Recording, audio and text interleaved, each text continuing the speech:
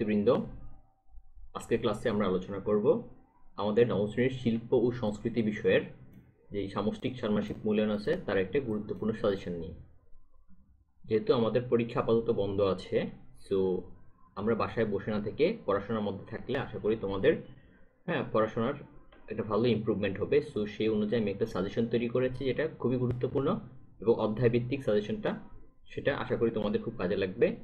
শুধু তোমরা এটা দেখে দেখে পড়াশোনা করতে পারো। প্রথম অধ্যায় থেকে আমরা বেশ কিছু কোয়েশ্চেন নিয়েছি, সেটা হচ্ছে জানার মাঝে অজানারে করেছি সন্ধান। প্রথম কোয়েশ্চেন হচ্ছে গ্রাম, শহর এবং ক্ষুদ্র নৃগোষ্ঠীর বর্ষবিদায় এবং বর্ষবরণ সম্পর্কে লিখতে হবে। তারপর হচ্ছে নিজের এলাকার বস্তুগত ও অবস্তুগত উপাদানগুলোকে চিহ্নিত করা এবং তার একটি তালিকা তৈরি করা। তারপর হচ্ছে গ্রাম, শহর এবং পার্বত্য এলাকার পার্থক্য উপস্থাপন করো। শহর এবং পার্বত্য অঞ্চলের সংস্কৃতির ধরন এবং তার উপাদানসমূহ আলোচনা করো। সো মোটামুটি এখানে 4টা কোশ্চেন নিয়েছি আমরা প্রথম অধ্যায় থেকে। এগুলো আশা করি মোটামুটি গুরুত্বপূর্ণ এবং তোমরা এগুলো পড়লে পুরোটা কভার হয়ে যাবে। তারপর পরীক্ষার আগে ইনশাআল্লাহ আমরা ফাইনাল সাজেশনটা দিয়ে দেব।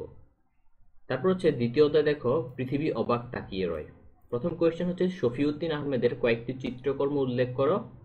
বাংলাদেশের মুক্তিযুদ্ধে জয়নুল আবেদিনের অবদান উল্লেখ করো। বাংলাদেশের মুক্তিযুদ্ধে পটুয়া কামরুল হাসানের অবদান উল্লেখ করো কিংবা বিশ্লেষণ করো।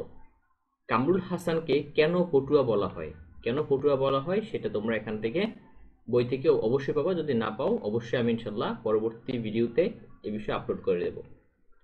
স্বাধীন বাংলা বেতার কেন্দ্রে প্রচারিত একটি গান রচনা করো। বাংলাদেশের মুক্তিযুদ্ধে বিদেশি শিল্পীদের অবদান উল্লেখ করো। অর্থাৎ বিদেশি শিল্পীদের ব্যাপক অবদান রয়েছে, সেই অবদানগুলো থেকে বেশ কিছু অবদান এখানে উল্লেখ করতে হবে। তারপর হচ্ছে কনসার্ট ফর বাংলাদেশ সম্পর্কে লিখো, যেটা হচ্ছে জর্জ হ্যারিসন করেছিল, কনসার্ট ফর বাংলাদেশ। তারপর হচ্ছে মুক্তিযুদ্ধে ভারতীয় শিল্পী সাহিত্যিকদের অবদান বিশ্লেষণ করো।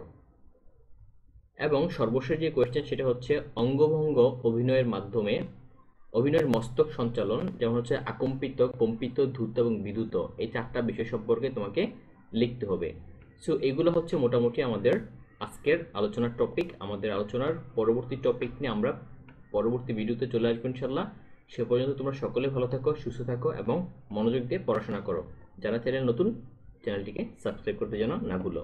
ধন্যবাদ সবাইকে।